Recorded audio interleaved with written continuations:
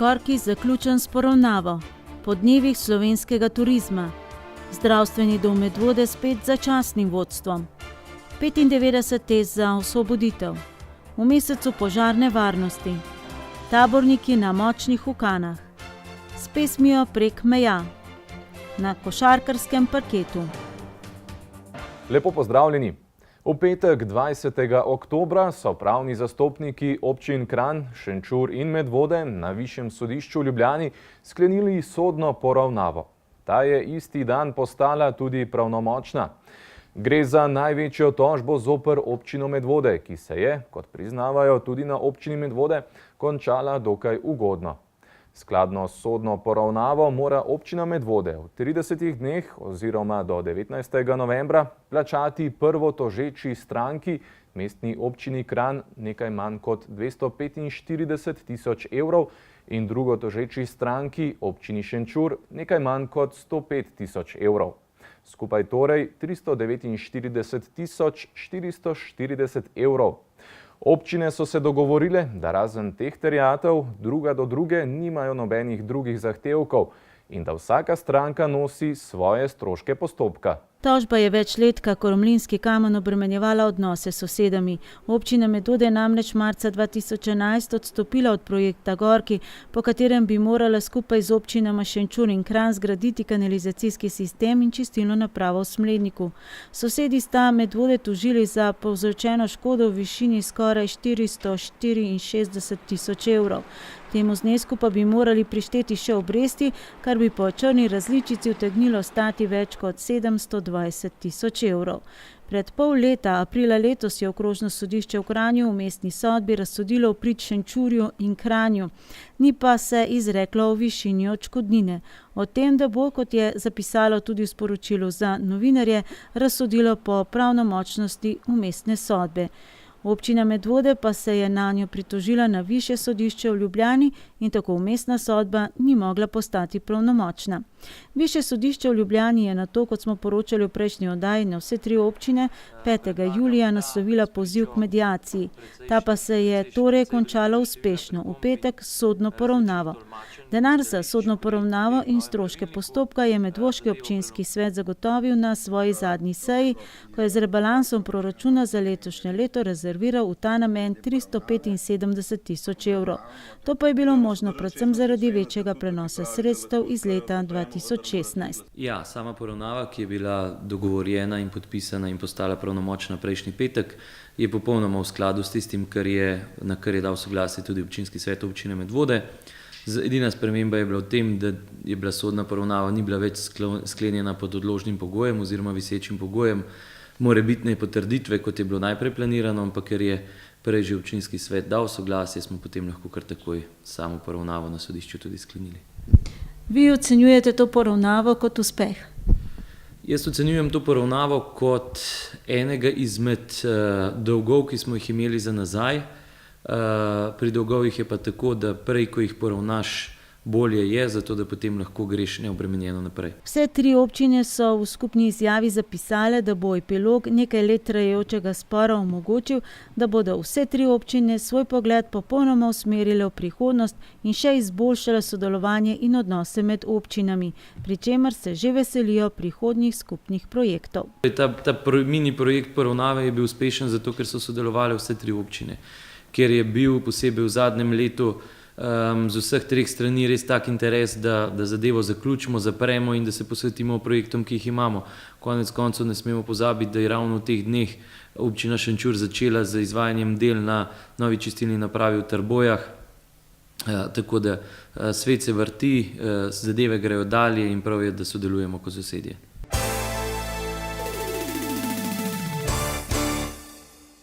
Že minuli teden so bila na dnevih slovenskega turizma v Kranjski Gori podeljena najvišja priznanja v turizmu.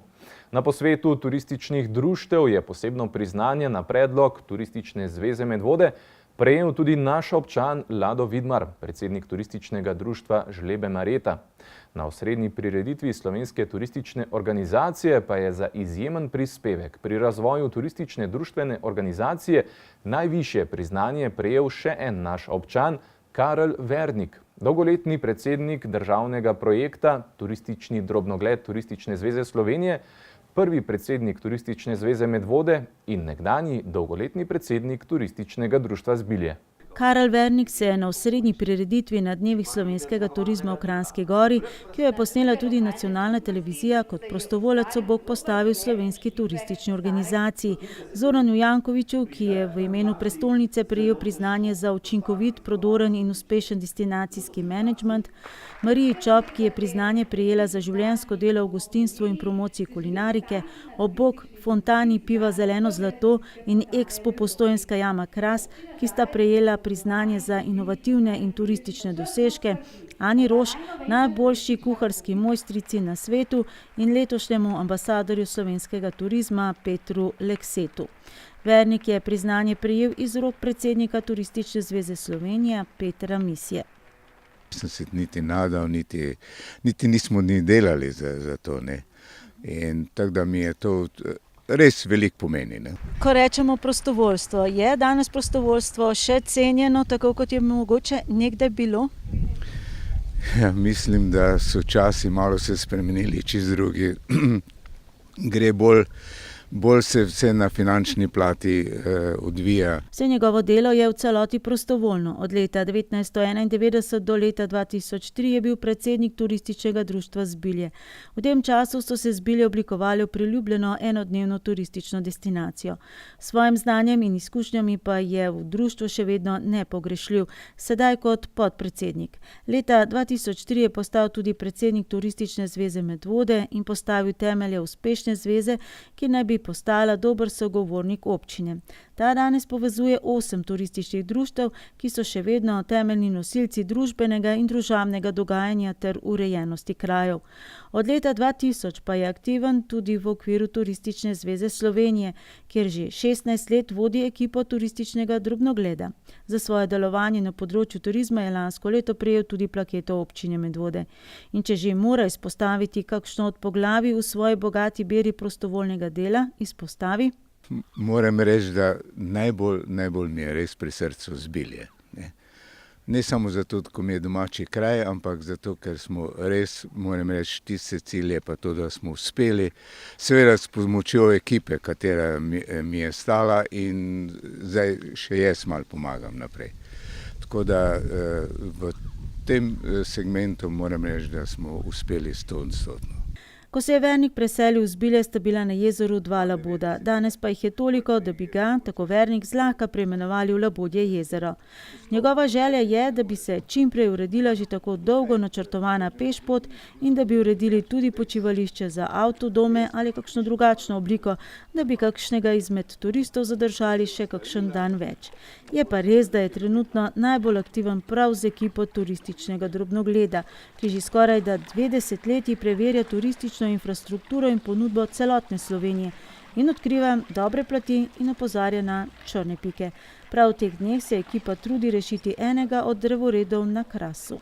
Turistični drobnogled, ki ga praktično že 16 let vodim, pa moram reči, da uspešno poskušamo rešiti črne točke in potem to nekako predotočiti naprej na inštitucije, da se naprimer počivališča, divja odlagališča smeti, pa to, da se to sanira, pritiskamo na občine, da to uredijo. In to je naše poslanstvo, da vidimo, če je res to, kar se tudi nazven kaže lepo, ali je to ali ni to. In če bi ekipa Turističnega drobnogleda prišla v našo občino, katera bi bila ta črna pika? To bi pa športno dvorano Medvode. To je pa kritična točka in tudi ne vem, zakaj se to ne rešuje, ampak upam, da se tudi to bo rešilo.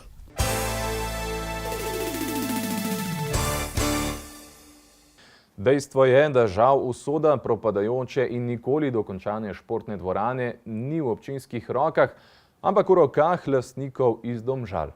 In dejstvo je, da so dokaj potihnile govorice o tem, da bi lahko tukaj nastal kitajski športni center. Že v prejšnji informativni oddaji pa smo poročali, da svetu Zavoda zdravstvenega doma Medvode niti po tretjem razpisu in kljub 4 kandidatkam, ki so izpolnjevale pogoje, ni uspelo imenovati nove direktorice. Zato je občinski svet občine Medvode na zadnji seji sveta dal soglasje k imenovanju pediatrinje Marjete Tomšič-Matić za vršilko dolžnosti direktorice do imenovanja novega direktorja, vendar največ za 6 mesecev. Ponavlja se torej zgodba izpred dobrega leta dni, ko svetu Zavoda zdravstveni dom Medvode, ki mu predsednikuje zdravnica Metka Premalč, po odhodu Rajka Vajda kljub 3 kandidatom na prvem razpisu ni uspelo imenovati direktorja. Eden je odstopil, za 2 pa je svet Zavoda precenil, da nista primerna. Občinski svet občine Medvode je zato dal soglasje k imenovanju zdravnice Nade Prešeren za vršilko dolžnosti do imenovanja novega direktorja oziroma za največ pol leta. Ker je bil tudi drugi razpis neuspešen, je bila Prešernova za vršilko dolžnosti imenovana še za naslednjega pol leta oziroma je to funkcijo opravljala vse do 13. oktobra letos. Bila je sicer med 4 kandidatkami, ki se je na tem zadnjem razpisu za direktorski stolček vendarle potegovala, vendar ni dobila zadostne podpore znotraj sveta zavoda in ker temu ni uspelo niti imenovati novega vedeja, je zadevo v roke vzela občina in zbor delavcev je za vršilko dolžnosti direktorice potrdil Marjeto Tomšič-Matić, ki je na zadnji seji dobila tudi soglasje občinskega sveta. V zdravstvenem domu Medvode je kot pediatrinja zaposlena 2 leti. Prizna, da funkcijo vršilca direktorja med zaposlenimi ni najbolj zaželena. Vi ste jo sprejeli. Zakaj? Zato, ker se mi zdi, da hiša mora imeti nekoga, ki jo vodi, ki vsaj nekoliko pozna vsako službo, ki spada v zdravstveni dom in da nekako skupaj peljemo to hišo naprej, kot je tudi naša predhodnica, dr. Prešernova in predhodnik dr. Vajt zelo dobro zastavil delovanje te hiše. Bi rada, da teh pol leta, ki jo bom vodila, vodim optimalno in mogoče tudi kaj popravim, kaj izboljšam, kakor se bo pač dalo v tem času narediti. Kot pravi sedaj, ko še nima večjega vpogleda v delo vseh služb in jo še čakajo pogovori, kakšne večje rak rane zdravstveni dom Medvode po njenem nima. Kakšne velike rak rane niti ni, jaz zaenkrat niti ne bi kaj dosodila posamezne službe, mogoče kakšno zobozdravstvo eventuelno, čeprav pacienti imajo odprta vrata, glavarine še niso polne naših zobozdravnikov, tako da tudi tukaj ne vidim kakšnega velikega problema. Drugače splošnih zdravnikov je dovolj, pediater sem edini, pa le še šolski zdravnik, oba dva imava kar veliko pacientov že, jaz imam že kar polno glavarino, ginekologinja ima tudi že preseženo glavarino, ki ji pripada ravno tako okulistka, so ambulante zelo polne in tukaj bi se mogoče kaj spremeniti, kaj razširiti, kaj povečati program, to bi si vsi želeli. Ne. Potem mogoče bi uvedla kakšno novo dejavnost ali psihologa ali kliničnega psihologa za otroke in za tudi starejše, mogoče kakšnega alergologa, ker alergologija je vedno več pacientov, ki imajo te probleme, pri otrocih narašča, tako da mogoče to bi kot neka dodana vrednost v zdravstvenem domu. Pred prihodom v zdravstveni dom Medvode pred 2 letoma je bila 7 let pediatrinja v Ljubljani in kot pravi, kakšnih specifičnih obolenj, vsaj pri otrocih, ne zaznava. Podobni problemi staršev, ki otroke spremljajo, kakšne posebne razlike niti ni. Mogoče so vse starši majčkeno manj zahtevni kot so ljubljanski starši, nekako bolj dojemljivi za razlage naše, tako zaupajo mogoče tudi bolj nam pediatrom, drugače so pa podobno bolni, a ne. Za vršilko dolžnosti je bila Tomšič-Matićeva imenovana, dokler ne bo svetu zavoda vendarle uspelo najti novega, očitno za vse člane sveta primernega kandidata oziroma za največ pol leta. Neuradno sicer naj bi imeli svetniki zavoda različno stališče do podeljevanj koncesij v zobozdravstvu. To pa je tema, ki je burila predvsem v obdobju, ko je bila direktorica zdravstvenega doma Vida Bregar Šušteršič. Jaz mislim, da so koncesije tudi ena od možnosti, ki bi jih lahko odprli, samo jaz mislim, da zdravniki morajo najprej glavarine polne, da potem lahko delajo koncesijo oziroma ne delajo koncesijo ne s temi našimi aparati v našem zdravstvenem domu. Tako jaz mislim. Ampak nisem se s tem problemom niti dobro seznanila, tako da kakšnega konkretnega bolj tehtnega odgovora vam niti ne morem povedati, ker moram najprej malo govoriti z zobozdravniki. Trenutno dejstvo pa je, da je občina Medvode ena redkih ali celo edina, ki še ni podelila nobene koncesije na področju zobozdravstva. In drugo dejstvo je, da je prav zobozdravstvo v zdravstvenemu domu Medvode tisto, ki dela izgubo, ker zobozdravniki tako za odraslo kot otroško in mladinsko populacijo ne dosegajo glavarine, torej imajo premalo opredeljenih pacientov. In tretje dejstvo je, da si je zdravstveni dom Medvode v svojem poročilu za kratkoročni cilj zadal, da zmanjša čakalne dobe v zobozdravstvenih ambulantah. Seveda po zdravi kmečki pameti sledi vprašanje, kakšne čakalne dobe bi šele bile, če bi imeli pacientov dovolj. Pričakovati razlago v tem trenutku je najbrž še preuranjeno. Bo pa to seveda vprašanje, če bo sedanja vedejevka zbrala pogum in kandidirala na naslednjem razpisu. Vi osebno niste še kandidirali na to delovno mesto na teh 3 različnih razpisih? Ne, nisem še prijavila na noben razpis, tako da sem bila zbrana samo za v.d. za pol leta. In ko bo naslednji razpis, se boste mogoče opogumili? Ja, mogoče bom videla, kako je delo kot v.d. v 6 mesecih, mogoče se bom opogumila, pa če mi bo všeč, če bom videla nek zagon, neko spremembo na vidiku, mogoče se bom pa opogumila.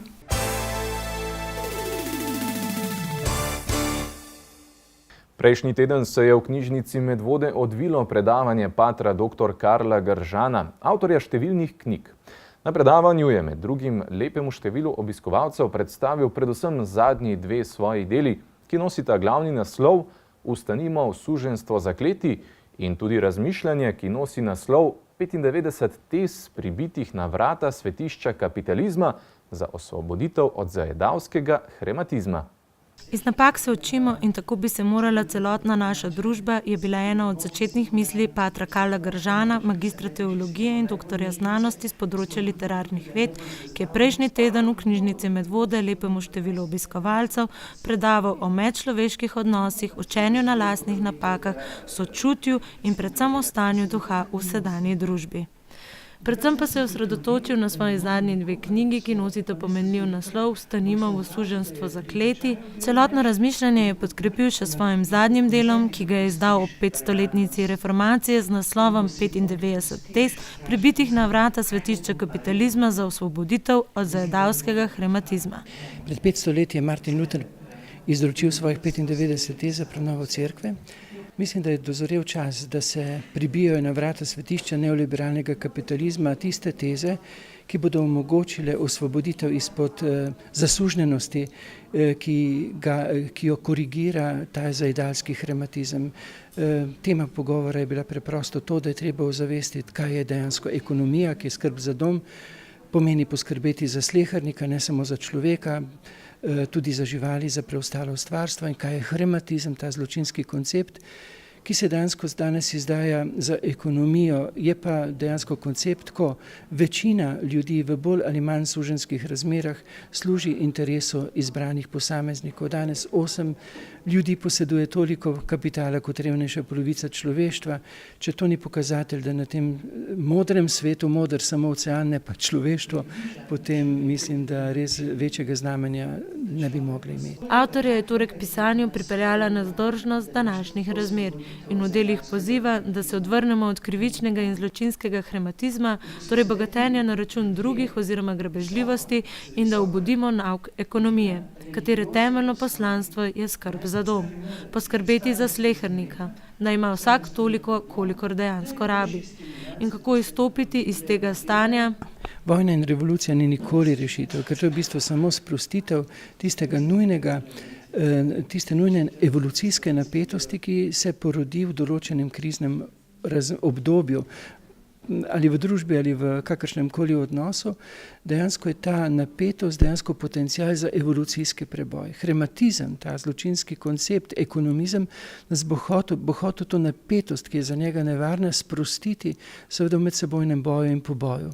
Ampak zato je čas, da ozavestimo pojme, kot so ekonomija in kot je pojem krematizem, da se ta koncept, ki na globalni ravni utruja človeštvo, ne bi tako neovirano bohotil na tem planetu. Potem pa bo treba ta koncept, ko ga bomo ozavestili, oziroma tiste, ki nam ta koncept posreduje kot edino možno rešitev ekonomije, ki pa to ni, ker to je edina možna rešitev hrematizma, bo potrebno izsmejati, ironizirati se tem, bi rekel, ki nas hočejo omamljati za to pridnostjo v služenju hrematizmu, dejansko jih bo potrebno postaviti v posmeh. Avtor je pri 18 letih vstopil v red bratov Kapucinov ter kot duhovnik in kaplan delal v več župnijah na širšem Štajerskem. Ukvarjal se je tudi s problematiko zasvojenosti in na razborju Podlisca ustanovil Don Pijarinovo komuno.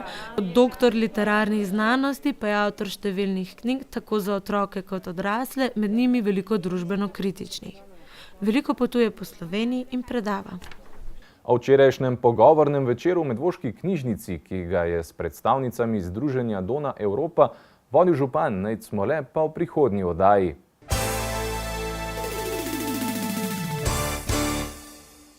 Ko se nesreča zgodi, naj bodo proste vse poti, je geslo letošnjega meseca požarne varnosti. Velikokrat se namreč zgodi, da ob požaru, nesreči ali ko kdo potrebuje medicinsko pomoč, interventna vozila ne morejo pripeljati do vhoda v stavbo ali v neposredno bližino. Tudi tovrstnemu ozaveščanju so namenjeni dnevi odprtih vrat, ki jih pripravljajo prostovoljna gasilska društva. Predvsem pa temu, da tako kot vsako leto dajo opremo in vozila na ogled in se še dodatno predstavijo krajanom okoliša, v katerem opravljajo svoje poslanstvo. Ta vikend so svoja vrata odprli tako v Zbiljah kot v Sori, kjer smo bili s kamero tudi mi. Dan odprtih vrat je v mesecu oktobru, v mesecu požarne varnosti, v nekaterih naših prostovoljnih gasilskih društvih stalnica. In to v nedeljo so jih na široko odprli v Sori s tradicionalnim namenom, da jih krajani okoliša dodatno spoznajo in da se med drugim seznanijo z vozili in opremo potrebno za intervencije. Tisto, kar je pa poudarek na tem, da jih z dneva v dan opozarjamo, da na našem gasilskem domu imamo defibrilator in tako, da vsako leto znova jih spodbujamo oziroma predstavljamo, da je to neka vez, ki lahko pomaga rešiti življenje. Istočasno imamo tudi pregled gasilskih aparatov in nakup novega, ker vsi imamo doma gasilski aparat, ponavadi v kakšnem kotu, da že pozabimo na njega, čeprav ta naprava mora biti pregledana. Povabili smo našo sredino tudi eno vozilo iz gasilske brigade Ljubljana, tako da je tudi za nas gasilce malo strokovnega dela, kjer spoznamo to opremo, ki jo imajo oni in na kakšen način jo uporabljajo in tako, da tudi mi spoznamo nove stvari, nove tehnike reševanja in opreme. Tako da je danes v bistvu dan, ki je povezan z druženjem, povezan z strokovnostjo, povezan pa z preventivo. V prostovoljnem gasilskem društvu Sora so to nedeljo torej medse povabili še gasilsko brigado Ljubljana, pripravili pregled in nakup gasilnikov ter prikazali uporabo defibrilatorja, naprave, ki je sposobna zaznati zastoj srca in ki s pomočjo električnega sunka srce ponovno požene in človeku reši življenje.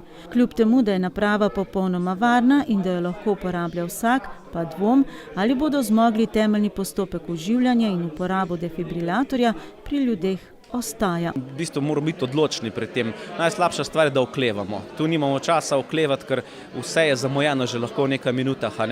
Zelo važen je ta odločen pristop. Zagotovo moramo najprej, če ugotovimo, da človek ne kaže znakov življenja, da pokličemo 112, da bo čim prej šla profesionalna pomoč na pot. Kasneje, da ne zgubljamo časa, da začnemo stiskati prsni koš, da delamo to neprekinjeno. In seveda nekako vedno več avtomatskih defibrilatorjev je v Sloveniji, zato če imamo ostale ljudi, ki so blizu, nekoga pošljemo po najbližji avtomatski defibrilator, ki bo dostikrat prišel prej kot neka profesionalna pomoč. Sploh sem v Soro. Sploh v Soro, sploh izven rednega delovnega časa, kjer je zdravstveno Medvode zaprta in smo odvisni potem od nujne medicinske pomoči iz kliničnega centra. Neki dostopni čas je pa nekje optimistično 20 minut. Okoliš prostovoljnega gasilskega društva Sora, ki deluje vse od leta 1905, obsega naselje Rakovnik, vsa naselja v krajevni skupnosti Sora, torej tudi Osovnik, vsa 3 naselja krajevne skupnosti Senica, krajevno skupnost Trnovec, vsa 3 naselja krajevne skupnosti Katarina, torej vse do Belega in še vaško skupnost Trnovec. Pohvalijo se lahko 174 člani, od tega jih je 53 operativnih dobro usposobljenih gasilcev in 65 članov gasilske mladine. Ekipi pionirjev se je uspelo vrstiti na državno tekmovanje prihodnje leto. Razpolagajo pa s potrebno opremo in 3 gasilskimi vozili. Vozilo gasilsko cisterno GVC 2450, ki je v bistvu naše prvo udarno posredovalno vozilo za vodo. Veliko jo tudi uporabljamo za prevoz pitne vode na Katarino. Potem imamo še gasilsko vozilo za gozdne požare. Vsi vemo, da imamo mi v našem požarnem okolišu zelo veliko gozda in hribovja. Potem imamo pa še vozilo za prevoz moštva, ki ga v glavnem uporabljamo za prevoz gasilske mladine članov oziroma v večji intervenciji za dovoz novih članov na požarišče. Poleg tega imamo pa veliko opreme, ki jo ob določenih nesrečah vzamemo iz naših garaž, ki je namenjena za poplave, za gozdne požare, za kakšne elementarne nesreče. Že sama analiza akcije Potres 2017, v kateri so sodelovala vsa prostovoljna gasilska društva, je pokazala, da medvoška civilna zaščita potrebuje dodatno opremo, ki se ne potrebuje zgolj za primer potresa ali požara, ampak tudi ob tehničnih nesrečah, nesrečah z nevarnimi snovmi, ob visokih rekah in podobno. Cel svet se zelo hitrimi koraki napreduje, istočasno pa tudi gasilska društva ne smemo zaspati na opremi 10, 15, 20 let stari, ker se je že nekajkrat pokazalo, da se pri stavbah pride do nekega napredka in dejansko, ko pride do posredovanja določene opreme, nimamo.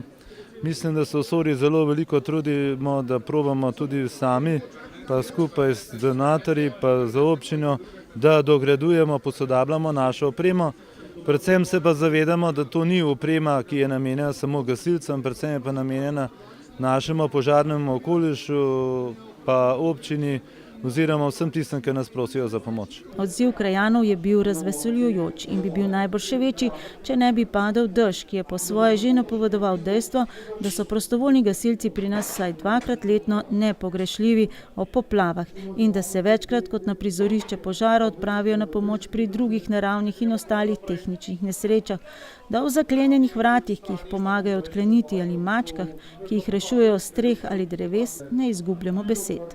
Jaz se ene stvari zavedam, opažam, da se je ta zavedanost krajanov, dejansko gozdnih pa travniških požarov je veliko manj, ker se oni osebno že zavedajo, da lahko povzročijo požar.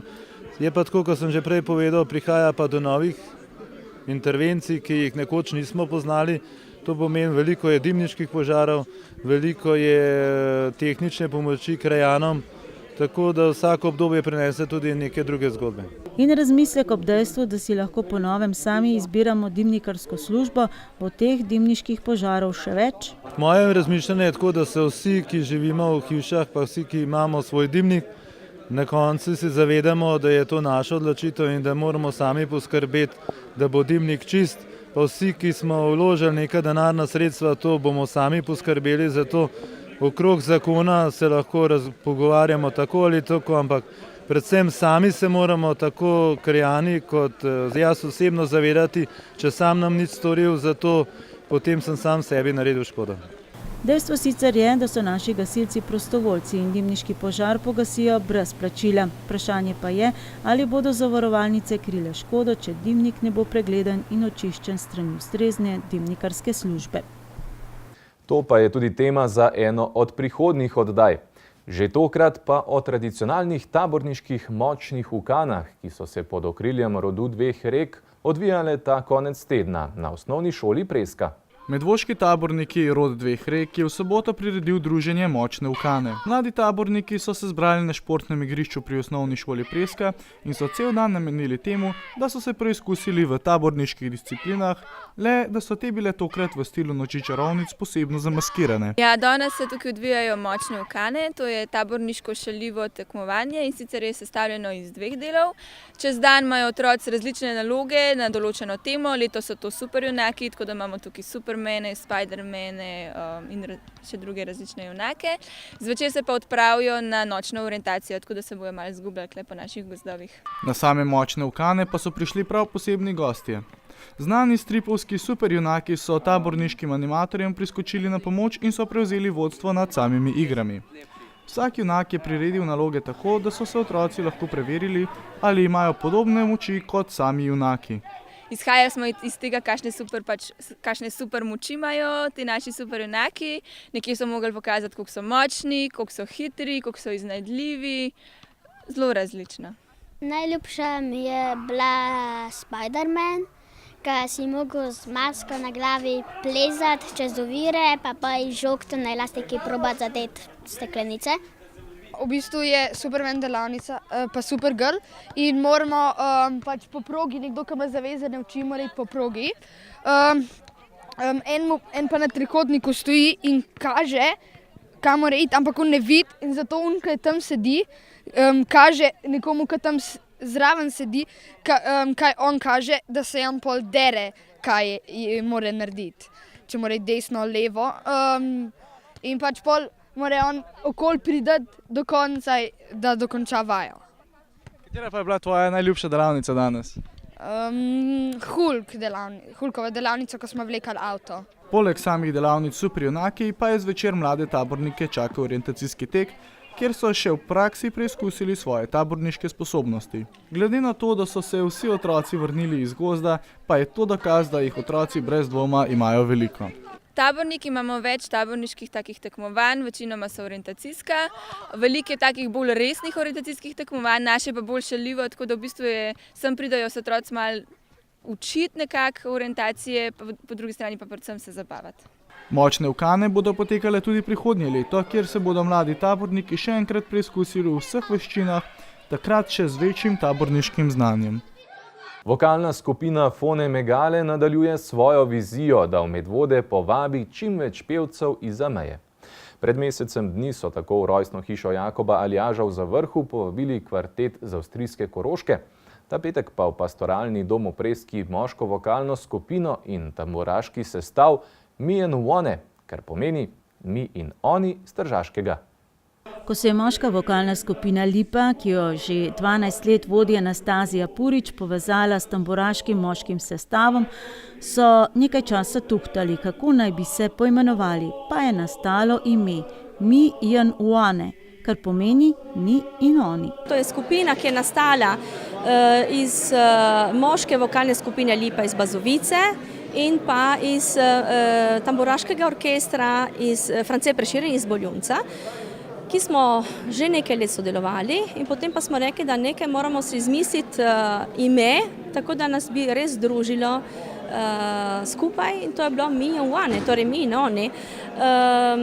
Naredili smo CD z Goščenko, prav s tem imenom, ki nekako povezuje narode ljudi, ki živijo v zgornjem Jadranu, torej Slovenci, Hrvati in Italijani, in povezali nekako voljo do morja, voljo do našega kamna, ki je apnenec, ki je tale beli trd kamen. Predvsem slovenskimi narodnimi, tudi primorskimi in tržaškimi, sta se samostojno predstavili tako 13-članska moška vokalna zasedba Lipa, kot tudi 5-članska tamburaška zasedba. Skupaj pa so se kot Mi and One predstavili predvsem skladbami iz Goščenke, ki nosi naslov Val kamen. Nekako ponesemo ljudi v tople mesece na morje in tašno brezdelje in uživanje tudi preko pesmi.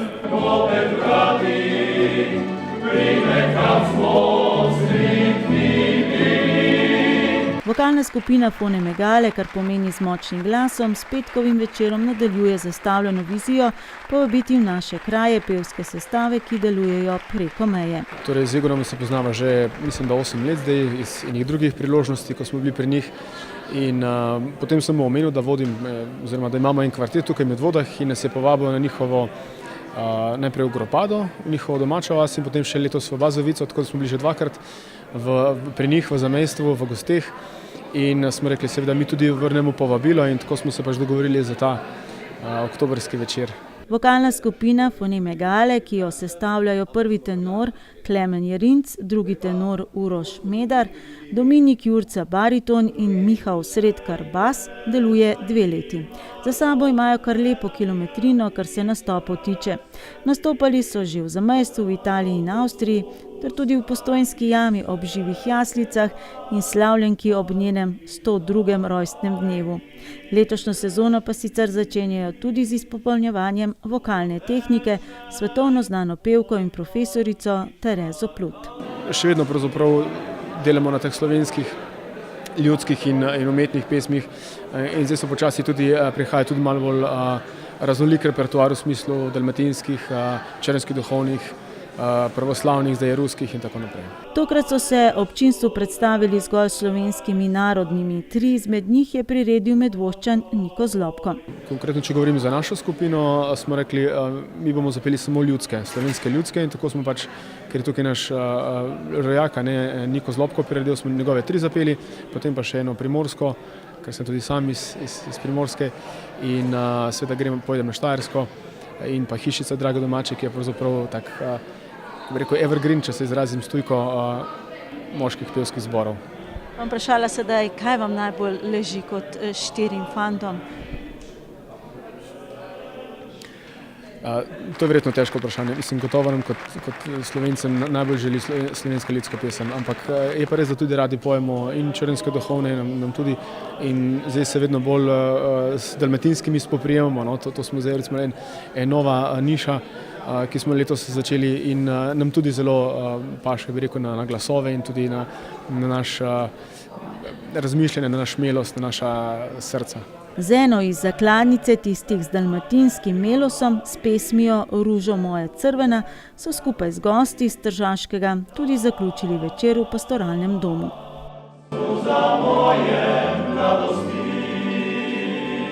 V prihodnji oddaji pa tudi več o dogajanju v kulturnem domu Medvode, ki ga po novem lahko preverite tudi na Facebook profilu.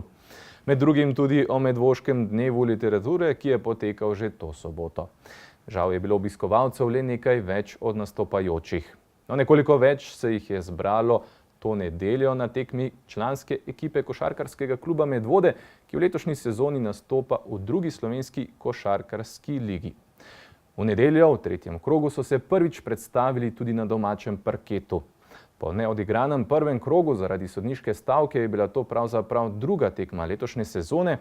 Njihov tekmec, Plamapur iz Ilirske Bistrice, je bil že na pragu poraza, potem pa uspel priti do preobrata. Košarkarji Plamapur so se za prvi uspeh v letošnji sezoni morali pošteno potruditi, saj so Medvoščani prevladovali več kot 30 minut, največ so vodili že za 13 točk in še pred zadnjo četrtino s 64 proti 55, nato pa povsem popustili. Ja, težko je reči, kaj je šlo narobe, ker smo 3/4 res imeli pod nadzorom tekmo in to brez kakršnih koli težav. No. Potem je bil pa pod mačmen mrka, ne. To se zgodi enkrat na par let, enkrat na 20 tekem, taka tekma prije ni zdaj prišla, ne, nažalost. Mogli bi zmagati v tekmo brez kakršnih koli težav, sam očitno, da smo jih imeli v zadnji četrtini preveč in smo spustili že zmago, v žepu smo imeli. Sam tudi to je šport, to se zgodi. Trener domačih Igor Pučko je poizkušal z nekaj vzetimi minutami odmora preobrniti potek dogodkov na igrišču, a je bilo tudi to neuspešno. Bistričani so zadnjo četrtino dobili z 32 proti 14 in zasluženo slavili s končnih 87 proti 78. Najboljši igralec pri domačih je bil Luka Novak z 22 točkami, pri gostih se je najbolj izkazal Anže Srebovc s 25. Pripravljeni nismo slabo, to je sigurno, da ne, ampak tukaj se pozna razlika med igralci, ki so igrali prve lige, druge, ne. Mi imamo pa večinoma igralce, ki so igrali 3. lige, 4. lige, mladinske lige. Tako da tukaj se to pozna, mi moramo z borbenostjo, z eno fanatiko to nadoknaditi. Dejstvo pa je, tako sem že ne vem kolikokrat rekel, da v bistvu mi gremo glede na to, da nismo nič plačani, ne. Edina moštvo v ligi ker res noben način dobi, v bistvu gremo s puškam nad mitraljeze in to je težko. Ne. Stanje na lestvici je po prvih 2 kolih druge lige sledeče. Na prvem mestu se nahaja LTH Castings, prvo polovico lestvice pa sestavljajo še Terme Olimia Podčetrtek, Mesarija Prunk Sežana, EC Triglav, Konjice in Brinox Medvode, ki je zmago in porazom na 6. mestu. Mogli se bomo krčevito boriti, da bomo zmagali še kakšno tekmo, očitno, da ne glede, da smo jo že imeli zdaj v žepu, smo jo izgubili. Ne. Tako da to vse ni 3. liga, nikoli ni konc, lahko 20 pik vodiš pa brez izgubo, to, kar smo danes doživeli. Tako da to je to.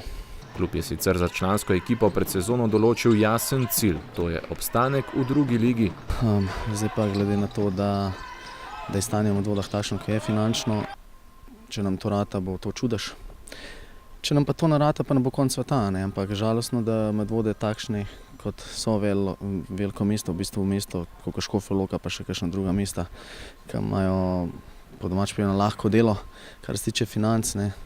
Mi pa životarimo vsak let, ne. Tako da težko je, no.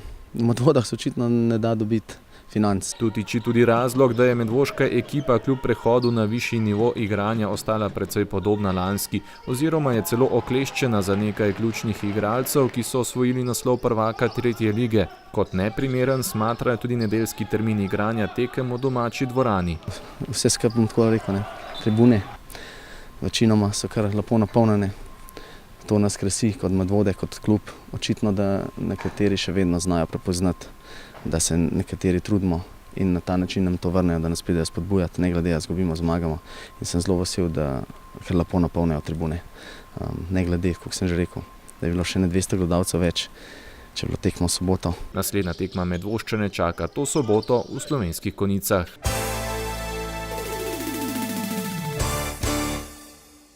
Kegljanje. V slovenskih kegljaških ligah so bile odigrane tekme 5. kroga. Hidro je v prvi B ligi izgubil Črnomlju in je trenutno 4. na lestvici s 6 osvojenimi točkami. V ljubljanski ligi pa je bil odigran 4. krog in oba medvoška kluba sta zmagala. Nogomet. Ekipa Cicibanov U10A je v gosteh premagala Labis Mingo 28 z rezultatom 3-1. Ekipa Cicibanov U10B je v gosteh izgubila proti Jevnici z 1-5. Ekipa Cicibanov U10B je v gosteh izgubila proti Domžalam 2-1. Ekipa Cicibanov U11 je doma premagala Rudar Trbovlje z rezultatom 3-2. Ekipa mlajših dečkov je doma premagala Ihan Domžale z rezultatom 4-1. Ekipa združenih starejših dečkov Škofja Loka Medvode U14 je doma izgubila proti Triglav Podgorje z rezultatom 0-2. Ekipa združenih starejših dečkov Škofja Loka Medvode je doma premagala Triglav Domplan z rezultatom 2-0. Ekipa združenih kadetov Škofja Loka Medvode je doma remizirala z Visokim Preddvor z rezultatom 0-0. Ženska nogometna liga Proton. Naša ekipa je doma premagala ženski nogometni klub Vir z rezultatom 1-0.